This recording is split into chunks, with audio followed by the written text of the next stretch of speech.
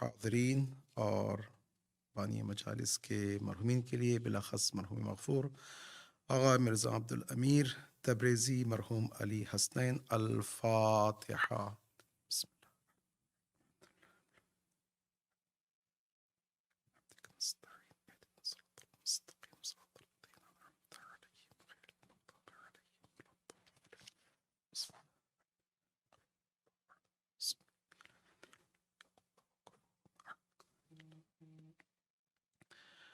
اعوذ باللہ من الشیطان الرجیم، بسم اللہ الرحمن الرحیم، لا حول ولا قوة الا باللہ العلی العظیم، افوض امری الی اللہ واللہ بصیر بالعباد، الحمد والثناء للہ رب العالمین، ثم الصلاة والسلام تحت الاکرام علی جمیع الانبیاء والمرسلین والشہداء والصالحین والصدیقین وعلى خير خلقه البشير النذير السراج المنير الذي سمي في السماء بأحمد وفي الأراضين بأبي القاسم محمد، اللهم صل على محمد وعلى آل بيته الطيبين الطاهرين والعن دائم على أعدائهم أعداء الله من يوم ظلمهم إلى يوم الدين، أما بعد، فقد قال الله سبحانه تبارك وتعالى في كتابه الكريم وهو أصدق الحديث، بسم الله الرحمن الرحيم، لقد كان لكم في رسول الله أسوة حسنة لمن كان يرجو الله واليوم الآخر وذكر الله كثيرا، صدق الله وصدق رسوله وصدق ولي الكريم، صلوات اللهم صل على محمد وعلى محمد۔ الحمدللہ بسلسلہ ایام فاطمیہ شہادت دخت گرامی رسول گرامی اسلام مجالس کا سلسلہ جاری ہے، اور آج کی آخری مجلس ہوگی اس سلسلے میں، اور آج کی شب شہادت شہزادی کونین سیدۃ نساء العالمین فاطمۃ الزہرا سلام اللہ علیہا۔ امید ہے کہ خدا تعالی ہمارے دامنوں کو ہر نعمت سے، بالاخص نعمت شفاعت اہل بیت اور بیوی کی شفاعت سے مالا مال فرمائے، ہر بلا سے بالاخص بلائے کفر و شرک و الحاد و کینہ و عدوت سے محفوظ رکھے، جہاں جہاں مومنین پریشان ہیں ان کے پریشانی دور فرمائے، اور عالم اسلام میں بالاخص مومنین کے درمیان اور مظلومین کے درمیان امن و امان قائم ہو، اور امام کے ظہور میں تعجیل ہو، اور ہم سب ان کے اصحاب و انصار میں محشور ہو سکے ببرکت صلوات بر محمد و آل محمد، اللہم صلی علی محمد۔ جس طرح سے میں نے عرض کیا کہ یہ مجالس میں انشاءاللہ اسوہ اور نمونے کے سلسلے میں کچھ معروضات عرض کروں گا۔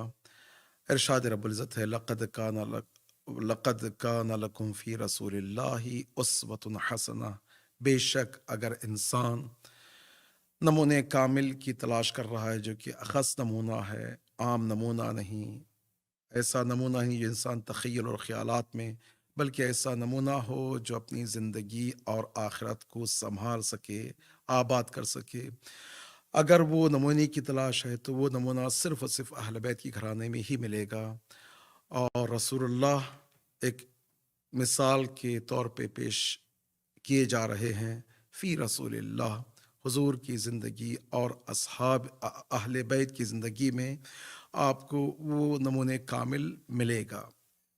چنانچہ ارشاد رب العزت لمن کان یرجو اللہ، جان لیں کہ یہ جو نمونہ، اسوہ، الگو، ماڈل یا انسان کے لیے ایک مقتدی رہبر، رہنما، مرشد، استاد یا ایک کامل ہستی کی شکل میں جو پیش کیا جا رہا ہے، یہ دنیا بھی اس کی آباد ہوگی، یرجو اللہ، یہاں تک کہ اس کے لیے مرنے کے بعد جتنے بھی حالات ہوں گے، جتنے بھی مراحل ہوں گے، ان تمام مراحل میں یہ نمونہ انسان کے لیے بہترین ثابت ہوگا، والیوم الآخر، یہاں تک کہ صرف و صرف قبر میں نہیں، اس دنیا میں نہیں، بلکہ آخر یعنی قیامت میں بھی، قیامت کے بعد بھی۔ یہ نمونے جو عرض کر رہا ہوں، کامل نمونے، رسول اللہ کی زندگی تو ہے ہی ہے، میں جس طرح سے عرض کیا تھا، 12ویں امام کی معروف حدیث ہے،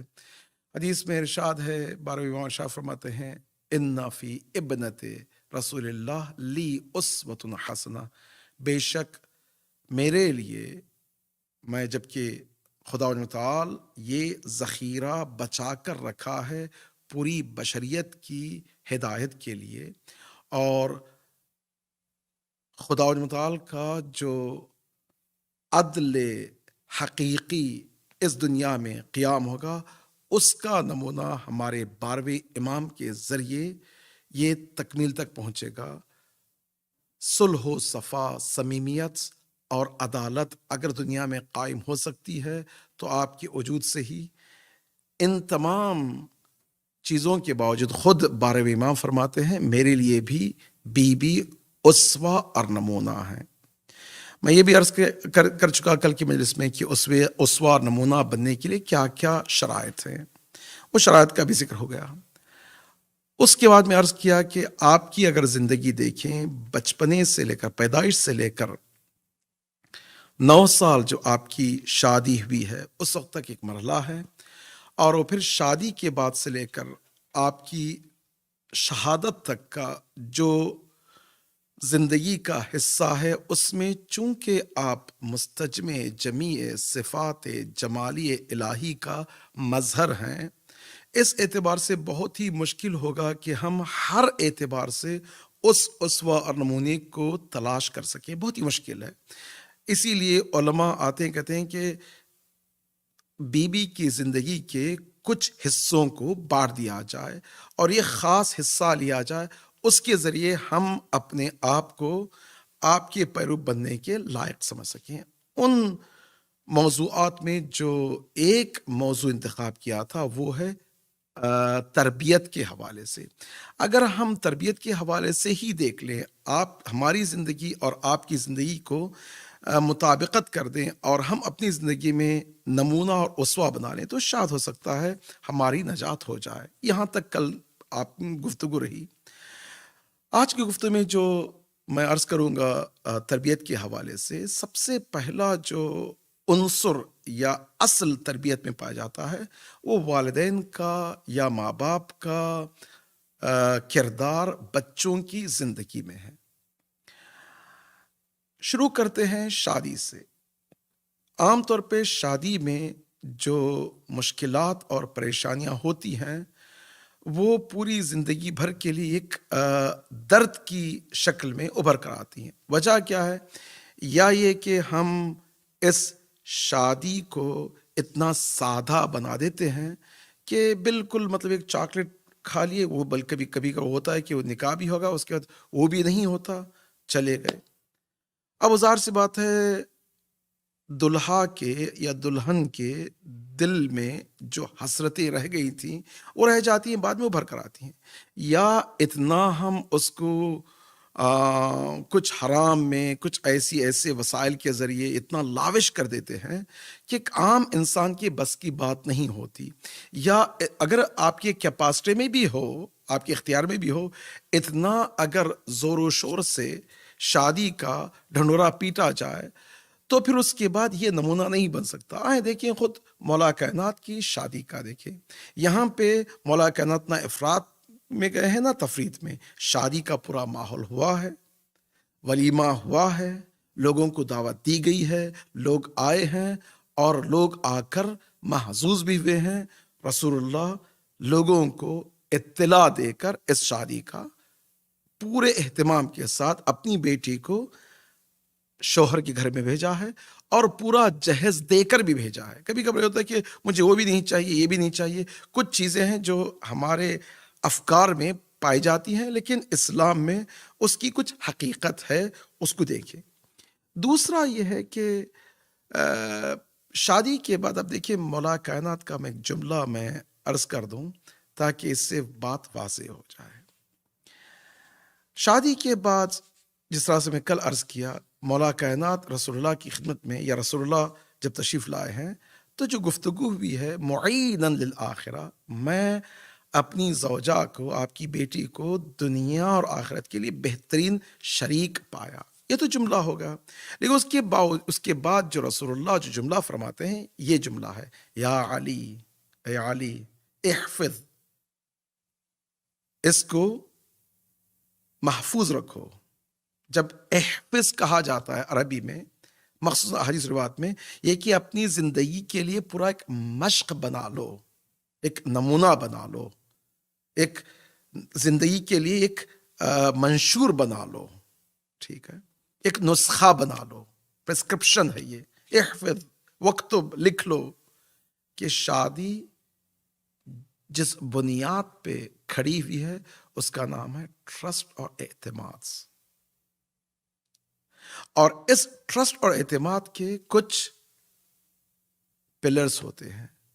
صداقت ہے، امانت ہے، محبت ہے، احترام ہے، گزشت ہے. تو مولا کائنات کو رسول اللہ فرماتے ہیں یہ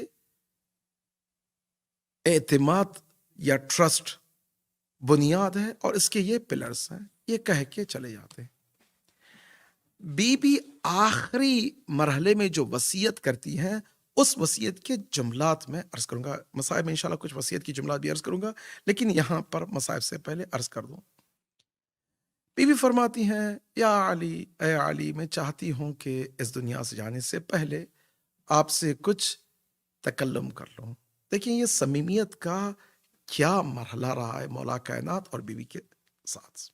فقالت، بی بی فرماتی ہیں یا ابن عمی، اے چچازاد بھائی، یا علی، علی جان،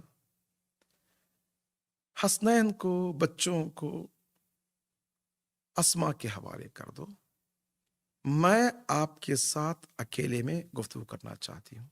اس سے خود پتا چلتا ہے کہ میاں بیوی کا جو رشتہ ہے اگرچہ حسنین معصوم ہوں تب بھی ایک حصار جو میاں بیوی کا ہوتا ہے وہ پریزرو ہونا چاہیے اور وہ ہمیشہ سے رہنا چاہیے. فرماتی ہیں ما احدتنی کاذبہ، اے علی تم نے مجھے کبھی جھوٹ نہیں پایا. اللہ اکبر. ولا خائنہ، اور نہ مجھے خیانت کرتے ہوئے دیکھا. ولا خالفتک منذ عاشرتنی، اور نہ ہی کوئی اس طرح سے جھگڑا ہوا ہے جو کہ تم چاہو اور میں اس کی مخالفت کروں. جیسے تیسرا جملہ کہنا تھا، مولا کائنات کے چہرے پر حزن کے آثار ہو گئے اور فرماتے معاذ اللہ، میں اللہ کی پناہ لیتا ہوں اے دختر گرامی اسلام رسول کی بیٹی فاطمہ، تم میرے لیے ایک باعث سکون چین قرار تھی. کہنے کا مقصد یہ ہے کہ ابتدا میں رسول اللہ یہ وصیت کرتے ہیں اور شہادت سے پہلے بی بی اس وصیت پہ عمل کرنے کا اعلان کرتی ہے دنیا کے لیے. ٹھیک ہے، اب یہ تو وصیت ہو گئی. اب اس کا مطلب کیا ہے؟ مطلب یہ ہے کہ جس کی ابتدا محبت، صفا، صمیمیت، احترام، صداقت، امانت، گزشت وغیرہ سے ہوتی ہے، ٹرسٹ اس پہ بلڈ ہوتا ہے، تو اس کے بعد وہ زندگی ہمیشہ کے لیے کامیاب رہے گی. بہت سے اوقات ہوتے ہیں کہ شادی کی ابتدا ہی جھوٹ سے ہوتی ہے. کبھی ڈگری میں جھوٹ کہہ دیا، جاب کے سلسلے میں جھوٹ کہہ دیا، اپنے امور مالی کے سلسلے میں جھوٹ کہہ دیا، آج کل یہاں تک کہ عمر میں جھوٹ کہہ دیا کہ میری عمر کیا ہے. ہر چیز جب ابتدائی جھوٹ سے ہو تو بات کب تک انسان چھپاتا رہے؟ خیانتیں بڑھ جائیں گی. دیکھیں کبھی کبھار کہتے ہیں کہ بھی تربیت کا موضوع الگ ہے، ماں باپ کا موضوع الگ ہے. نہیں، تربیت ماں باپ سے جڑی ہوئی ہے. آج بھی اگر جا کر دیکھیں جتنے بھی کرمنل جیلوں میں پڑے ہوئے ہیں ان کے لیے خود امریکہ میں اور دنیا میں سب میں ہر جگہ 80% وہ لوگ ہیں یا ابیوسو، ماں باپ مارتے تھے ان کو، یا ماں باپ کے درمیان جھگڑا تھا، یا سنگل پیرنٹس کے تھے. 80% وہ لوگ ہیں جن کی تربیت گھر سے جو شروع ہوئی ہے وہ یا مار پیٹ سے کی ہوئی ہے، یا میاں بھی جھگڑتے تھے، لڑتے تھے، یا خیانت کرتے تھے، یا طلاق ہو گئی ہے۔ اور 20% کون ہیں؟ وہ ہیں جو یا اسپوائل کرتے تھے بچوں کو، یا بچوں کو صحیح توجہ نہیں دیتے تھے،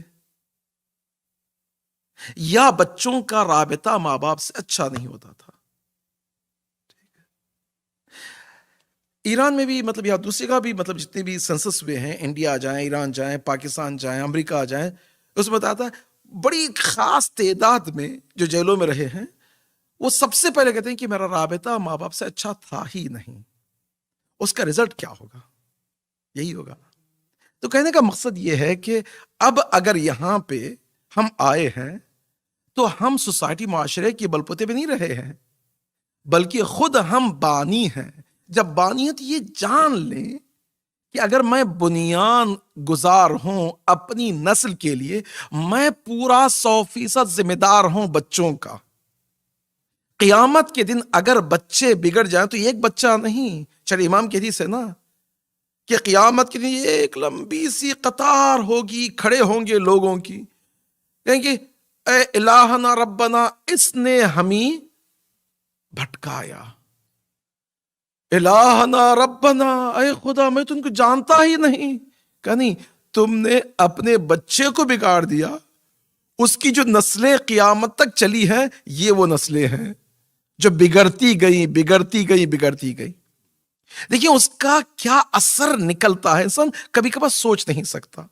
تو چنانچہ اللہ اکبر، اللہ اکبر، بڑے عارف مزاج کے ایک شخص تھے، وہ کہتے کہ بھئی تربیت کب سے، کس ایج سے شروع ہونی چاہیے؟ فرماتے ہیں تربیت بچوں کی شادی سے پہلے شروع ہونی چاہیے۔ شادی سے پہلے کیا ہے؟ کہا اگر تربیت کا پورا خود مربی تم بنو تو تربیت کر سکو گے، اور شادی سے پورا پلان کے ساتھ بچے ہوں گے۔ کہا قبلہ بات یہ نا کہ ہمارے جو بچے ہیں وہ غلطی سے آ گئے، وہ پلان تو نہیں تھا، وہ غلطی سے نکل گئے۔ تو جو یہ تصورات ہیں کہ بچے ہی غلطی سے نکل جائیں، کوئی پلان ہی نہ ہو، تو ظاہر سی بات ہے تربیت کہاں سے ہوگی؟ تربیت ایک پورا پروسیس ہے نا۔ خود انسان مربی بنے، اپنے شریک حیات کو صحیح انتخاب کرے، دونوں ایک پیج پہ رہیں، جن کی بنیاد ہی صلح و صفا و صمیمیت سے ہو، اعتماد سے ہو، ٹرسٹ سے ہو، اور یہ تمام پلر پائے جائیں، تو اس کے بعد جو شروع ہوگی وہ تربیت کا رخ اور ہوتا ہے۔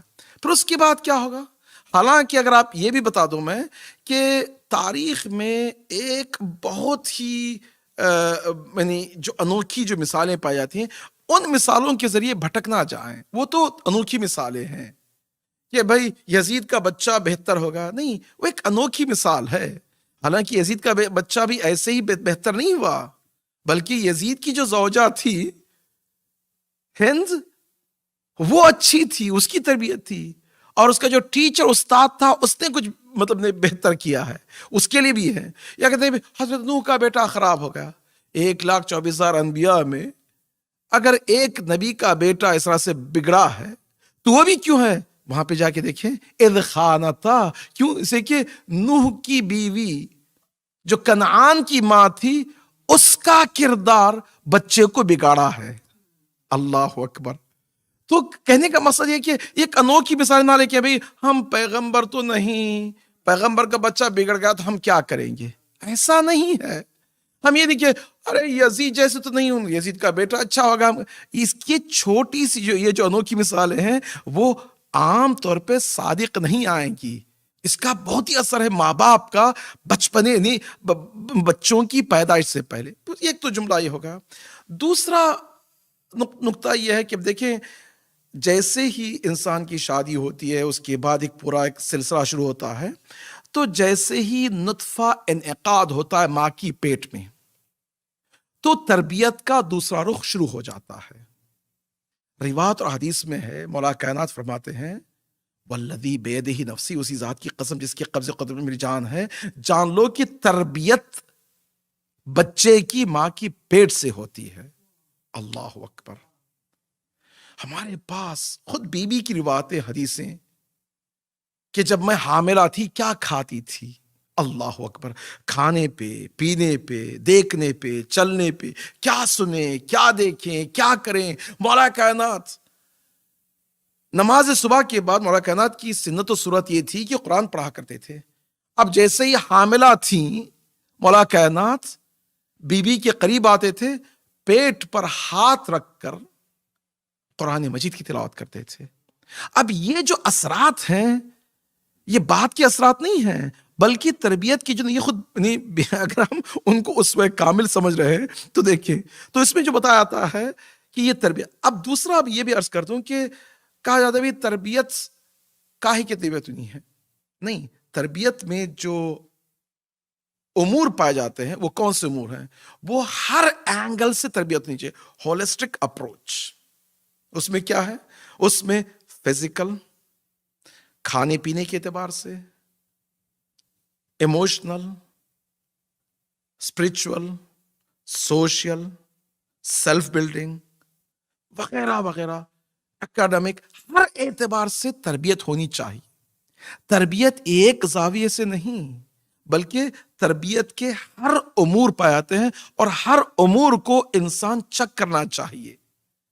عام طور پہ ہوتا ہے کہ اب جیسے یہاں پہ اللہ اکبر جو نئی نئی جو چیزیں نکلی ہیں، سلیپ ٹرین، بچے کو اتنا رونے دیں کہ خود روتے روتے خود سو جائے گا. پہلی دفعہ آدھا گھنٹہ روئے گا، اس کے 20 منٹ روئے گا، اس کے 15 منٹ روئے گا، اس کے 10 منٹ روئے گا، 5 منٹ روئے گا. بچہ بیچارہ یہ سمجھ نہیں رہی ہیں یا لوگ نہیں سمجھ رہے کہ یہ بچہ جو روتے روتے جو سو رہا ہے اس کے اندر جو بغض و کینہ جو یہ جو اللہ اکبر اللہ اکبر. حدیث میں پڑھ رہا تھا، میرے بدن پہ رونگٹے کھڑے ہو گئے. ہمارا لاکھوں سلام ہو بی بی پر، بی بی اللہ اکبر. سلمان فارسی نقل کرتے ہیں کہ رسول اللہ نے مجھے کچھ چیز دی کہ جاؤ میری بیٹی فاطمہ کے گھر میں پہنچا دو. یہ بھی میں عرض کر دوں کہ کچھ لوگ تھے جو محرم راز تھے، بی بی کے ساتھ ان کا یعنی مطلب یہ مولا کہنے کی طرف سے اجازت تھی کہ ان سے گفتگو کرے. معصومہ تھی نا، اللہ اکبر. اس میں اگر آپ دیکھیے خود حدیثی کے ساتھ جو ہم سنتے ہیں کہ عن جابر بن عبداللہ انصاری عن فاطمہ، یعنی جابر بن عبداللہ انصاری کو اجازت تھی کہ بی بی سے تکلم کرے، حدیث سیکھے. اسی طرح سلمان فارسی، تو سلمان فارسی کو اجازت تھی مولا کائنات کی طرف سے اور خود رسول اللہ کی طرف سے. سلمان فارسی نقل کرتے ہیں جب میں گیا ہوں کیا دیکھا کہ وہ زینب حاملہ تھی زینب سے، اور حسین کو ہاتھ میں پکڑے تھی، اور حسن کو بی بی نے تسبیح کے دانے دیے کہ بیٹے تم تسبیح کے دانے گنو یا جو کچھ کھیلو ان کے ساتھ. قرآن مجید کی تلاوت کر رہی تھی اور روٹی ڈال رہی تھی. اللہ اکبر. اب دیکھیں اس میں تربیت بھی ہو رہی ہے، بچوں کی دیکھ بھال بھی ہو رہی ہے، قرآن مجید کی تلاوت بھی ہو رہی ہے، عبادت بھی ہو رہی ہے، گھر کا کام بھی ہو رہا ہے، شوہرداری بھی ہو رہی ہے، بچے داری. اب دیکھیے بی بی کے عمل میں کتنی اب اگر بی بی چاہتی تو سلیپ ٹرین مطلب بچے کو خود تم جاؤ اندر سو جاؤ، حسن روتے روتے سو جاؤ، حسین روتے روتے سو جاؤ. دیکھیے آج کل ہمارے پاس 15 بچے ہیں، 10 بچے ہیں، نہیں، اللہ اکبر. ایک دوسرا ادبھت سوال ہے کہ بچوں کو ہم بیبی سٹنگ میں ڈال دیں گے. کبھی کبھار دل تڑپ جاتا ہے، ابھی 6 مہینے کا بچہ ہے، 4 مہینے کا بچہ ہے، 1 سال کا بچہ ہے، اب وہ صبح ماں جاگی. اب دیکھیں کچھ ماؤں کے لیے بیچاریاں مجبور ہیں کام کرنے کے لیے، ان کو میں سلام کہوں گا، میرا سلام ہو ان پر، اس میں کوئی شک و شبہ نہیں ہے کہ اگر بیچاری مجبوراً کام کرنے کے لیے جائے. لیکن اگر کسی کو مجبور نہ ہو کام کرنے کے لیے، اگر مرد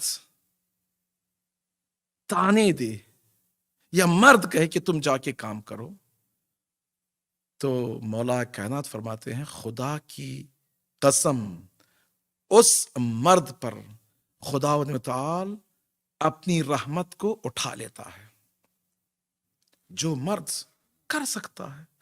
اور یہ بھی ضروری نہیں کہ آپ مطلب اگر بھائی یہاں پہ بہت ہی مہنگائی ہے سب کچھ ہے سب بالکل صحیح ہے. اگر انسان ایک سادی سیدھی زندگی گزار لے کوئی وجہ نہیں ہے کہ بھیج دیں. اب میں یہ نہیں کہوں گا کہ بہت سے ایسی خواتین ہیں جو اپنے بچوں کو ادھر ادھر چھوڑ کے جاتی ہیں, ان کو خدا کی قسم کام کرنے کی ضرورت نہیں ہے. اب وہ کہتے ہیں کہ مولانا کیا کریں, میرے میاں تانا دیتے ہیں کہ میں کما رہا ہوں میں لا رہا ہوں. بابا جو عورت کی قدر و قیمت ہے آج گرچہ شب شہادت ہے دل بھرایا ہے. میں عرض کر دوں کہ مولا کی اگر بیوی کی اگر آپ سنت و سیرت پہ چلنا چاہیں تو یہ امور ہیں. بیوی خود جو فرماتی ہیں کیا ہے دیکھیں اس میں ہر جملے میں اللہ اکبر کی تربیت. کہ چھٹے ماں فرماتے ہیں وہ عورت جو بچے کی تربیت کرتی ہے اس کی قیمت فرشتے اور ملائکہ شب و روز لکھنا چاہے لکھ نہیں سکتے. کتنی قدر و قیمت ہے. اللہ اکبر. کہ آج کل جو نئے نئے جو وسائل آئے ہیں ان وسائل کے ذریعے بچے کو آواز اتنا مطلب وہ میوزک ڈال دیں یا کچھ ایسی آواز ڈال دیں یا مطلب وہ بچہ سوتا رہا مجبوراً سوتا رہا وہ عادت ہو جائے. یہ مطلب یا بچے کو بالکل پہلے ہی دن سے اس کا کمرہ ہی الگ کر دیں وہ الگ کر دیں. نہیں, ماں باپ کو یا میاں بیوی کو پرائیویسی چاہیے, اس میں شک و شبہ نہیں ہے, لیکن ایسا بھی نہیں ہے کہ اس کو پورا اچھوتا بنا دیں بالکل غیر بنا دیں. ابھی بچہ ہے. اللہ اکبر, ابھی بچہ ہے. یہ تربیت دیکھیے. چنانچہ یہ جو تربیت کے جمور ہیں ماں کی پیٹ سے انعقاد نطفہ سے شروع ہوتے ہیں اور ہر مرحلے میں ہوتے ہیں.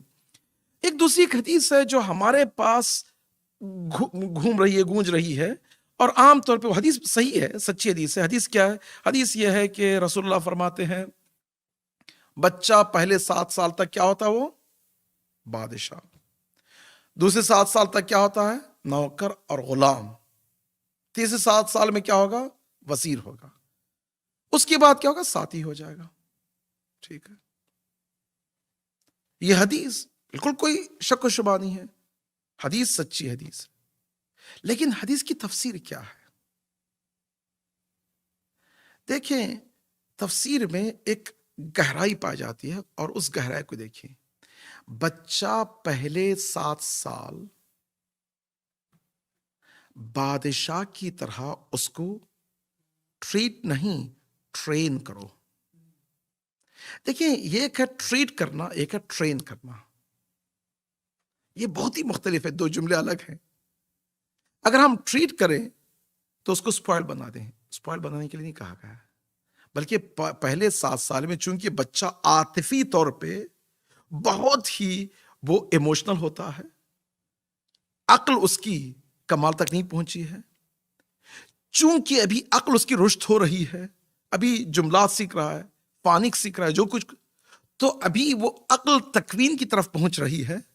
تو اس کو ٹرین کرو, آمادہ کرو, تیار کرو. یہ بہترین موقع ہوگا کہ بچہ ماں باپ کو امر کرے نہیں کرے وہ کرے, یہ مطلب یہ ہوتا نا, تو ٹرین کریں اس کو, گائیڈ کریں کہ اس طرح سے کرنا ہے اس طرح سے کرنا, اس کو ٹرین کریں. ٹھیک ہے, ایموشنل آسپیکٹ ہوگا. دوسرے 7 سال میں کیا ہے, چونکہ ابھی اس کی عقل کچھ ڈیولپ ہو گئی ہے اور اتنا بھی نہیں کہ وہ آرگیومنٹ مطلب وہ کمپلیٹ طریقے سے سمجھ سکے, تو اس اعتبار سے اس کو ڈسپلن میں لے کر آؤ.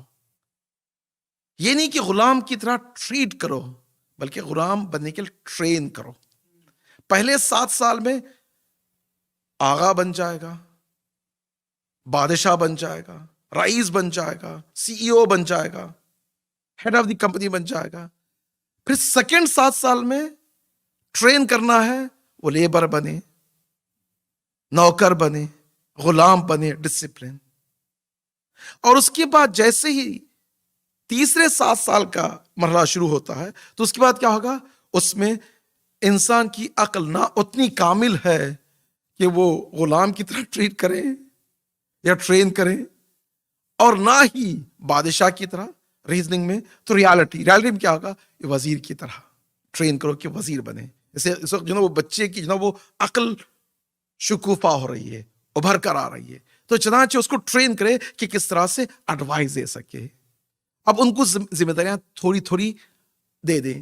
میں ہمیشہ ایک مثال کہتا ہوں کہ یہاں پہ اگر 15 16 17 سال کے بچے کو اگر 100 یورو دے دیں کہ تم جاؤ کچھ یہاں سے فروٹ لے کر آؤ، اب وہ بوکھلا ہو جائے گا کہ یہ کیا آپ بیوقوف ہیں کیا ہیں.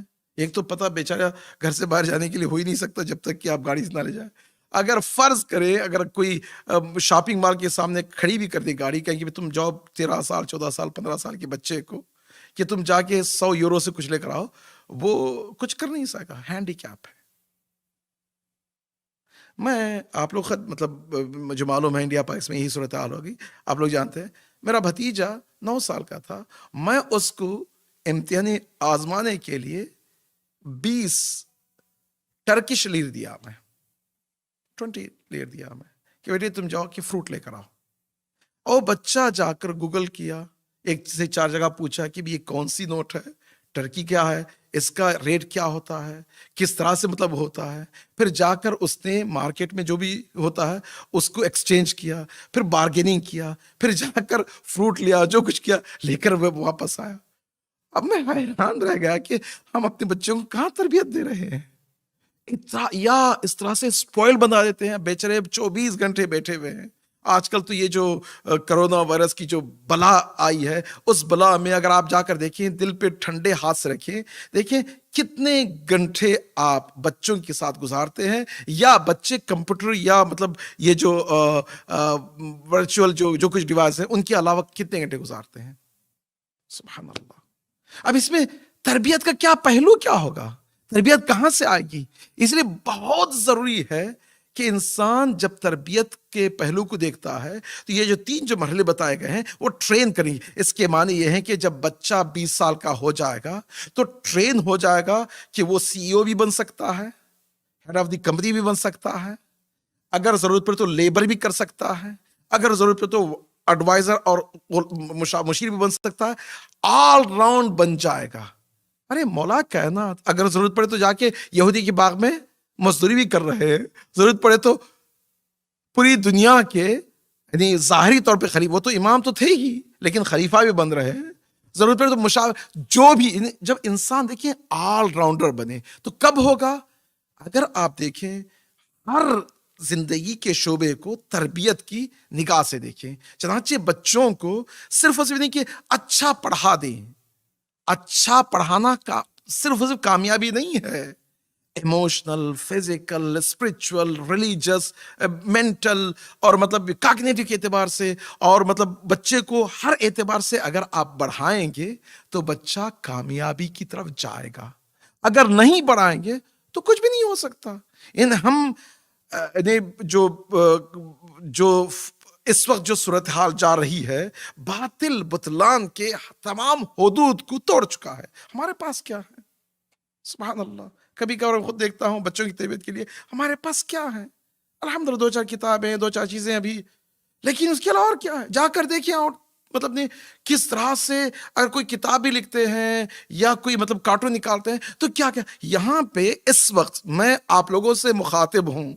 اگر یہاں پر آئندہ نسلوں کے لیے کوئی کام کرنا چاہتے ہیں تو آئندہ کے لیے اپنے بچوں کے لیے آج کریں. جو کچھ آپ بلڈ کریں گے وہ قیامت تک کے لیے رہے گا. اگر ہماری پہلی نسل آباد ہو گئی تو اس کے نسل در نسل آبادی جاتی رہے گی. اور میری ذمہ داری نہیں ہے بعد میں کیا ہوگا. میں نے اپنے بچوں کو تربیت کر دیا، لیکن کیا اپنے بچے کو صحیح تربیت کیا ہو یا نہیں، میں ذمہ دار ہوں گا. چنانچہ پوری کوشش کریں. یہاں پر بچنی میں زیارتوں پہ ہر سال جاتے تھے. الحمدللہ جو ونٹر بریک تھا تو یہ سال زیارتوں پہ جانا نصیب نہیں ہوا. خیر دل مطلب ایک یہ ابھر آیا ہے. مجھے معلوم ہے سب کے لیے یہی صورتحال ہے. تو جب زیارتوں پہ جاتے تھے تو کبھی کبھار ہم بڑے بڑے آیت اللہ سے یا بڑے جو بزرگ ہیں عرفاء ان سے بھی کبھی کبھی ملاقات ہو جاتی، نجف میں، کربلا میں یا قم میں یا مشہد میں، جہاں کہیں بھی. تو اس میں اکثر و بیشتر جب بھی کسی کو پوچھتے تھے کہ بھئی بتائیں کہ ہماری کیا ذمہ داری ہے، تو 3 چیزیں کہتے تھے. سب سے پہلی ذمہ داری یہ کہ آپ سمجھ لیں کہ آپ سفیر ہیں اسلام کے، قرآن کے. اللہ اکبر. اگر آپ سفیر ہیں تو خود آپ سفارت کی ذمہ داری انجام دے رہے ہیں، خود صحیح مربی بن جاؤ۔ دوسرا جو اصول ہے وہ فیملی ہے، اپنی فیملی کو کامیاب بناؤ۔ اگر فیملی بگڑ جائے تو اس کے بعد پھر ہم ہار گئے، بیٹل ہار گئے، کوئی چیز رہی نہیں، ٹھیک ہے۔ اور تیسرا کیا ہے، پوری کوشش کریں کہ تربیت کے وسائل فراہم کریں۔ میں ایک جملہ کہوں گا، شاید ہو سکتا ہے آپ لوگوں کو گراں گزرے اور یہ مجلس مطلب یوٹیوب میں بھی جائے گی، بہرحال میں ذمہ داری کے ساتھ، اپنے جملات نہیں ہیں، میں بزرگوں کی جملات میں عرض کر رہا ہوں۔ میں کہا حضور یہ بتائیں کہ پھر امام بارگاہ اور مسجد کیا ہے؟ کہ بھئی امام بارگاہ اور مسجد اسی تربیتی امور سے ابھرے گی۔ اگر آپ سکولز بنائیں، سکولز کے اندر ہی امام بارگاہ ہوگا۔ سبحان اللہ۔ ہمارا جو پیراڈم پہلے تھا یہ تھا کہ ہم امام بارگاہ اور مسجد بناتے تھے، پھر اس کے بعد ایک چھوٹے گوشے میں یا خود مسجد کے اندر ہی 4 ڈیوائڈر ڈال کے سکول، سنڈے سکول کر لیتے تھے۔ اب جو انسٹرکشن ملی ہے وہ بالکل برعکس ہے، تم جاؤ کیمپس لو، فل ٹائم، پارٹ ٹائم یا سنڈے سکول، جو کچھ تربیتی امور کے لیے اسی کیمپس کے اندر امام بارگاہ بناؤ، مسجد بناؤ۔ اللہ اکبر، یہ تربیتی امور ہے، یہ میرے جملات نہیں ہیں۔ اگر میں کہتا ہو سکتا ہے کچھ، تو یہ بالکل برعکس ہو رہا ہے۔ مطلب یہ جو ہم اپنا پیراڈائم ہے اس کو شفٹ کرنا چاہیے اگر ہم چاہتے ہیں آئندہ آبادی دیکھ سکیں، تو یہی ہے۔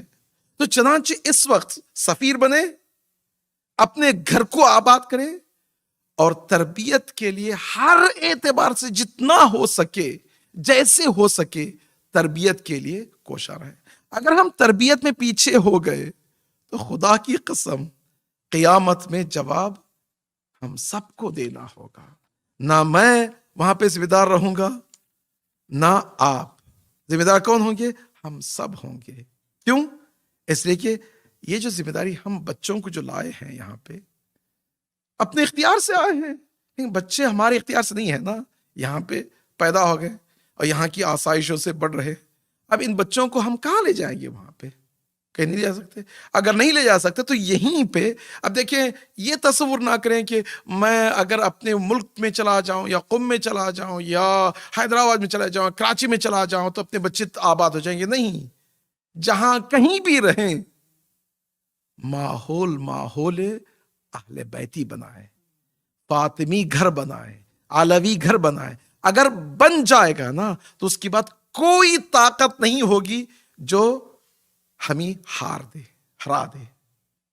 کیوں؟ اسے کہ ہم وہ تمام، اب دیکھیے خود ماشاءاللہ میں دیکھتا ہوں، کبھی کبھی مجھے خود حسرت ہوتی ہے کہ آپ لوگ جب یہاں پہ آئے تھے تو 2 3 3 4 4 جاب کرتے تھے، سب سے زیادہ ڈونیشن آپ ہی کر رہے ہیں، آپ ہی پیسہ بھی دے رہے ہیں، آپ ہی مسجد کا بھی فزیکل کام بھی کر رہے ہیں، اور آپ ہی دیکھ بھال بھی کر رہے ہیں، ٹائم بھی دے رہے ہیں۔ لیکن ہمارے جو دوسری نسل، تیسری نسل اگر دیکھیں تو ایسا نہیں کہ وہ کم کما رہے، نہیں، الحمدللہ وہ کمانے کے اعتبار سے بھی ٹھیک ٹھاک ہے، لیکن آخر کیوں وہ جوش و جذبہ نہیں ہے؟ وجہ ہے کہ آپ کی جو یہ پوری جو وجود میں جو بھرا گیا ہے اہل بیت کا ذکر، ہو ہی نہیں سکتا کہ محرم کا چاند نظر آ جائے یا شہادت ایام فاطمیہ ہو یا رمضان کا ہو یا کوئی دوسرا کام کرے، ہو ہی نہیں سکتا۔ لیکن بہت سے اوقات مولانا ہاں کوئی بات نہیں، ابھی مطلب میں وہ ٹرپ پہ جا رہا ہوں، یہ بہت ہی مطلب نے وہ جو کچھ تفریح ٹرپ ہے، 8 محرم کو آ جاؤں، کوئی مشکل تو حرام تو نہیں ہے؟ حرام تو کہاں ہے؟ میں حرام حلال کی بات ہی نہیں کر رہا ہوں۔ اب اگر یہ تصور ہے اگر میں چلا جاؤں گا 8 محرم کو آ جاؤں گا، نہیں یہ کہ 9 10 محرم پھر الحمدللہ پھر بھی باقی ہے، اب نہیں وہ 9 10 محرم بھی استغفر اللہ کب چلا جائے گا۔ وجہ کیا ہے؟ میں سمجھتا ہوں کہ وہ جو تربیت میں جو کمی باقی رہ گئی ہے اس کو پورا کرنا پڑے گا۔ اگر ہم چاہیں، اللہ اکبر، فاطمی تربیت کے اصول کو اپنا لیں تو جان لیں جب تک تربیت کا مفہوم شادی سے پہلے شروع نہیں ہوگا، نطفے کے انعقاد کے بعد سے شروع نہیں ہوگا، تو بعد بچہ ہونے کے بعد دیر ہو جائے گا، بہت دیر ہے۔ لیکن پھر بھی گیو اپ نہ کریں، ہر مرحلے میں کوشش کرنی چاہیے۔ یہاں پہ میں حدیث بھی عرض کر دوں کہ آپ سے پوچھا گیا شہزادی سے، شہزادی سے کون پوچھتے ہیں؟ جابر بن عبداللہ انصاری عرض کرتے ہیں بی بی بتائیے اس کائنات میں سب سے بہترین چیز آپ کے لیے کون سی چیز ہے؟ فرماتے ہیں 3 چیزیں۔ اگر میں تمنا بھی کروں اس دنیا میں آنے کی 3 چیزوں کے لیے، سب سے پہلی کیا چیز ہے؟ حبب الی من دنیاکم 3، تلاوت کتاب اللہ، قرآن مجید کی تلاوت کرنا، اللہ اکبر، والنظر فی وجہ رسول اللہ، باپ کے چہرے پہ نظر کرنا، اللہ اکبر۔ چلے امام سے بھی حدیث ہے نا کہ النظر فی وجہ رسول اللہ، یا ابن رسول اللہ، اب تو رسول اللہ نہیں ہے، تو بتائیں کیا ہے؟ آپ کا باپ تو ہے، ماں تو ہے، مومن تو ہے، استاد تو ہے۔ چھٹے امام 16-17 لوگوں کی لسٹ دیتے ہیں، باپ ہے، ماں ہے، مومن ہے، بڑا بھائی ہے۔ یہ والنظر فی وجہ، والنظر، نظر کیا ہے؟ دیکھنا نہیں، گھورنا نہیں، شفقت بھری نگاہوں سے دیکھ کر ان کی طرف انسان مائل ہو جائے، تو اس کی معنی کہ باپ اس قابل ہو کہ بچہ اس کی تقلید کرنے کے لیے تیار ہو، مومن اس قابل ہو کہ ہو جائے، ٹھیک ہے۔ اور ظاہر سی بات ہے یہ صرف مطلب یہ نہیں ہے، اب اس کو مطلب خود اماموں کو بھی مطلب آئے گا، رسولوں کو بھی آئے گا، سب۔ اور تیسرا کیا ہے؟ وَإِنفَاقُ فِي سَبِيلِ اللَّهِ، انفاق کرنا اللہ کی راہ میں۔ جابر بن عبداللہ انصاری عرض کرتے ہیں یا بنت رسول اللہ جعلت فداک، میں آپ پہ قربان ہو جاؤں اے رسول کی بیٹی۔ بتائیں انفاق فی سبیل اللہ کیا ہے؟ 7 اصول پر، اس میں سب سے پہلا اصل کیا ہے؟ انفاق صرف پیسہ دینا نہیں ہے، وہ بھی ہے کہ بھائی میں نے اپنے خمس ادا کیا، صدقہ دیا، مجلس پڑھا، وہ بھی ہے، کوئی شک و شبہ نہیں ہے۔ سب سے پہلا کیا ہے ان 7 امور میں؟ سب سے پہلا یہ ہے کہ کس طرح سے تم اپنے بچوں کو راہ خدا میں پرورش کرو، تربیت، سب سے پہلا اصول۔ انہیں بی بی فرماتی ہے یہ تربیت، اس کے بعد انفاق بھی ہے، سب دوسری چیزیں بھی پائی جاتی ہیں، تو یہ انفاق فی سبیل اللہ، اللہ کی راہ میں تیار کرنا، آمادہ کرنا، اگر یہ ہو جاتا ہے تو اس کے لیے بی بی اس دنیا میں رہنے کے لیے جنت چھوڑ کے آنے کے لیے تیار ہیں۔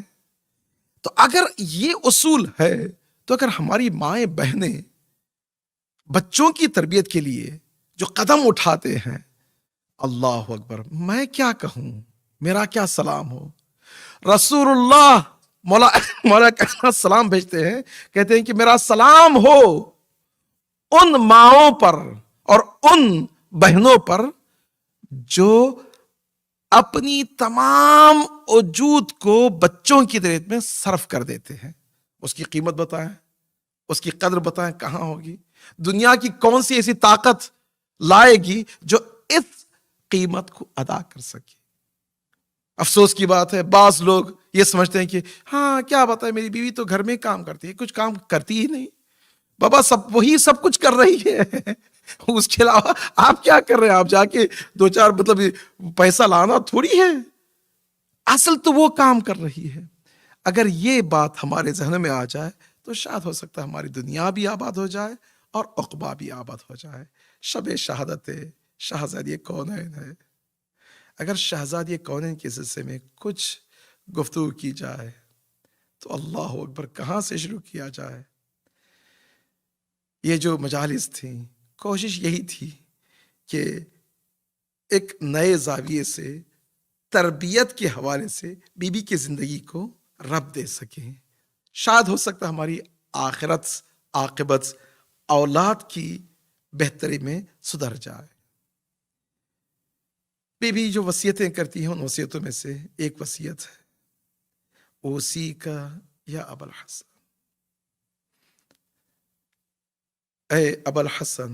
बीवी जो है इस वसीयत में कुछ अल्फाज इस्तेमाल करती है खिताब मुलाकानत को। कभी फरमाती है या अली, या अली जब कहती है तो कब है या अली गस्सिली हन्नितनी अम्मा बिल्लैल, ए अली रात की तारीकी में। कुछ जगह पे या अबुल हसन जब बच्चों की तरबियत आती है, या अबुल हसन उसी का अबुल हसन, ए अबुल हसन वसीयत कर रही हूं कि मुझे दफनाने के बाद हर शबे जुम्मा ज़ूरी ज़ियारत के लिए। कभी फरमाती है या अपना अम्मी, ऐ मेरे चचाजाद भाई, मेरी मौत के बाद शादी कर लेना। अब देखिए ये बीबी की जो वसीयत है, लेकिन ये एक वसीयत है फरमाती या वली अल्लाह, ऐ अल्लाह के वली। अब इसमें क्या वजह है? फरमाती है उसी का या वली अल्लाह, ऐ वली खुदा, मैं तुम्हें वसीयत करती हूं कि मेरा सलाम सुना दे किसको? शियाती। ये वसीयत नामे में जो जुमलात जो बताए गए, कभी या अली के लिए, कभी यब्ना अम्मी, कभी अबुल हसन, लेकिन वली अल्लाह यानी मुझे और आपको जो सलाम दे रही है यहाँ बैठे हुए ना, तो यही से मदीना का रुख करेगा, अस्सलामु अलैकुम या बिन्ते रसूलिल्लाह, ऐ रसूल खुदा की बेटी, ऐ ज़ौजे अबुल हसन अली की ज़ौजा, आप पे हमारा सलाम हो, आपकी शफाअत के लिए हमारे दिल तड़प रहे हैं। अल्लाह अकबर। वसीयत है, जिस तरह से मैं अर्ज किया, वसीयत खत्म हुई, बीवी अपने आप को तैयार कर रही है। अब हसनैन, अल्लाह अकबर, जो अहादीस और रिवायत में बताया जाता है कि हसनैन मस्जिद में है, मस्जिद से जैसे ही वापस आते हैं क्या देखा, घर में सन्नाटा सा है। अल्लाह अकबर। अब जैसे बच्चों को पता चलता, अब रिवायत है, इसमें गहराई में नहीं जाना चाहता कि क्या सवाल था क्या जवाब था, लेकिन जैसे ही जवाब मिलता है तो बच्चे अपने अमामे को फेंक देते हैं, बगैर रिदा के, बगैर अमामे के बस की तरफ जैसे दौड़ते हैं। तो खुदा की कसम तसव्वुर करें, अगर कोई बाप हो बच्चों को इस हालत में देखे तो सबसे पहले बाप चाहेगा कि बच्चों को तसल्ली दे। अब जैसे मौला समझ जाते हैं, सकत अला वजह, अपने मुंह के बल जमीन पे गिर जाते हैं। अल्लाह अकबर। या अली, ऐ हैदर कर्रार, ये बच्चे तड़प रहे हैं, रो रहे हैं, लेकिन मौला को बर्दाश्त नहीं है, मौला की रियाद कर रहे हैं और अपने आप को जमीन पे गिरा देते जैसे गश से फाका होता है। अल्लाह अकबर। मौला कहना चाहते हैं, रात की तारीकी में गुस्ल कफन। अब जैसे गुस्ल कफन हुआ, जनाजा तैयार है। अब जैसे जनाजा शेख अब्बास को भी फरमाते हैं, मौला बच्चों को बुलाते, जैसे बुलाते मौला बच्चों को, तो उस बच्चों से एक जुमला कहते हैं कि बच्चों बच्चों अपनी माँ से विदा करना है, लेकिन धीमी सी आवाज में, कहीं ऐसा ना हो कि आवाज बाहर तक चली जाए। आपकी माँ की वसीयत है कि किसी को खबर ना हो। अब रिवायत में ये जुमला है कि बच्चे आस्तीन में अपना मुंह दबाए।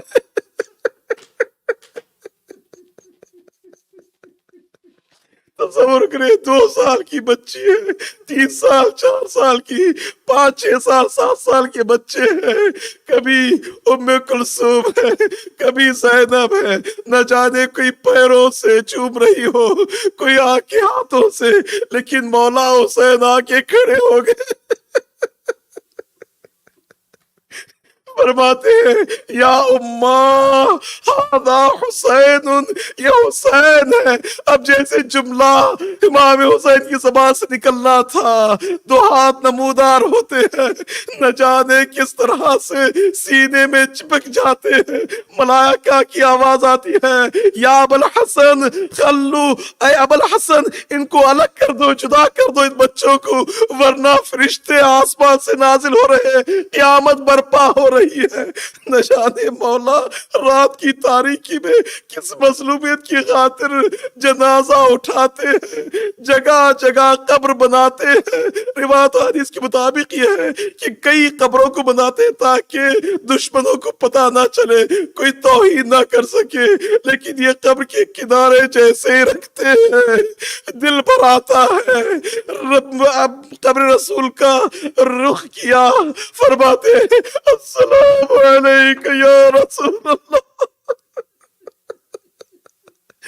شب شہادت حضرت زہرا ہے، فرماتے ہیں اے رسول سلام ہو تم پر، ہاں نہیں ودیعت، یہ امانت ہے جو آپ سے لیا تھا، یہ امانت سونپ رہا ہوں، نہ جانے یہ امانت اب وہ امانت نہ رہی، پہلو شکستہ ہے جو حال آپ کی قوم کا ہے، اپنی بیٹی سے پوچھ لے، قد حاج حسن و اندوغ مطاری ہوتا ہے، مولا کائنات پھر سے غشکا کر زمین کے اوپر گر جاتے ہیں۔ اللہ اکبر۔ عباس رسول اللہ کے مولا کائنات کے چچا آتے ہیں، علی کو گلے سے لگاتے ہیں، فرماتے علی علی اٹھو، چلو بچے رو رہے ہیں۔ اللہ اکبر۔ علی اگر قبر زہرا سے ودا کر کے جائے تو کس حالت میں جائے، نہ جانے جیسے ہی مولا کائنات حسن حسین گھر کے اندر پہنچے ہوں گے، ایسی شب کو زینب ام کلثوم ألا لعنة الله القوم الظالمين سيعلم الذين ظلموا أي منقلب ينقلبون. مات من حسين.